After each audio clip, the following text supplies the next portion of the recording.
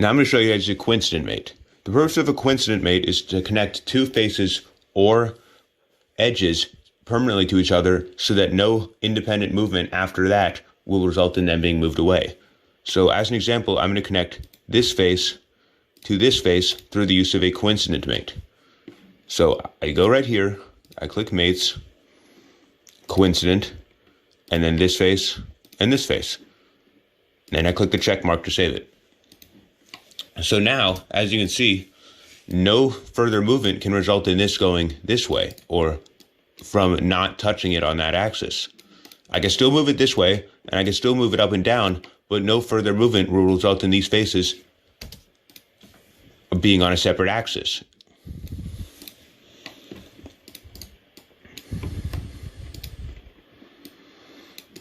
So now I'm going to show you how to use a parallel mate.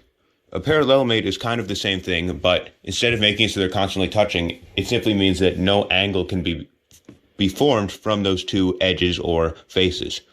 They can still be moved away from each other, and they're not locked to touching, but they can never form an angle. They will always be parallel, hence the name of the parallel mate.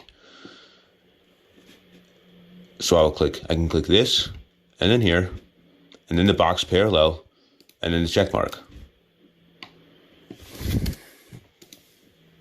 So now they can still be moved closer and farther away from each other, unlike with the coincident, but no movement can make it so that this face right here and this face form an angle.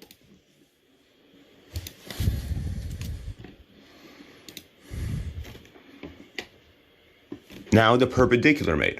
That's pretty much the exact same thing, but instead of being parallel, it's perpendicular. So now it's always going to form a 90-degree angle. So I'm going to do the same thing, this edge and this edge. But this time when I do a perpendicular angle, look what happens. Now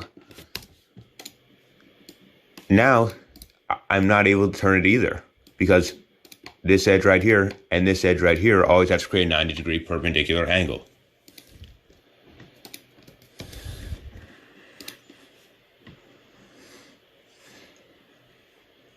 Now I'm going to show you the tangent mate. So the tangent mate makes it so that a circular surface such as this, or a circular edge such as this, and a flat surface such as this, or a flat edge such as this, will be tangent. So for example, I can do this and then this. So now these are always tangent. So now I can still move around this here, but it will always be, it's kind of glitchy because I'm moving the mouse fast, but it will always, now you can see better, it will always be tangent to this center circle, this center cylinder right here.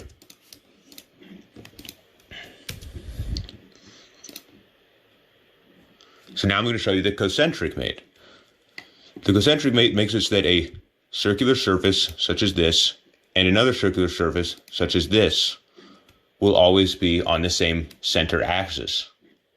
So now click, check. Now, no matter what, this will always be on the same center axis of this center cylinder. So it can spin around, but it cannot be moved side to side. It cannot be moved side to side, back and forth. But it can be moved up and down since it'll still be on the same circular axis.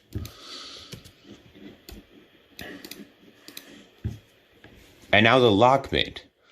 The lock mate is for when none of the other mates really fit what you need specifically, and it's something more advanced, and you just want whatever the position they are in relation to each other, whatever it may be, just to be constant. So I can just click this piece and this, and then just click lock, and then whatever custom position it was in will now just be kept. See, it's fully defined. So that's usually you don't want to do that unless you absolutely have to. Usually you want to make sure that none of the other mates will work better, because the lock mate doesn't really show what it's doing. It just shows that you're making it so that they're kept in their same position, but you usually want to show why through the use of another mate.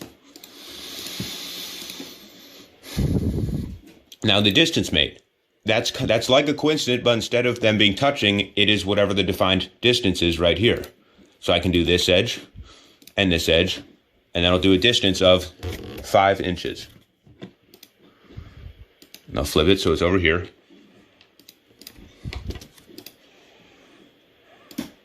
So now whatever I do, this cannot be less or more than 5 inches away. So this edge, or that face and this face will always be 5 inches away from each other now.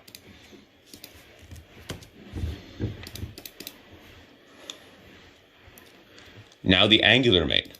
This is just like the perpendicular mate, but instead of always being a 90-degree angle, it is whatever the given angle is. So I can mate these two like here. And then let's say I want it to be a 30-degree angle from here. Well, it already is 30-degree angle. So say I want to make it a 50-degree angle. There, now it's a bigger angle. So now I can still move it, but I can only move it so that this angle will stay the same. So I cannot spin it around because that would make the angle different. So it's like a perpendicular mate, but it's a custom angle.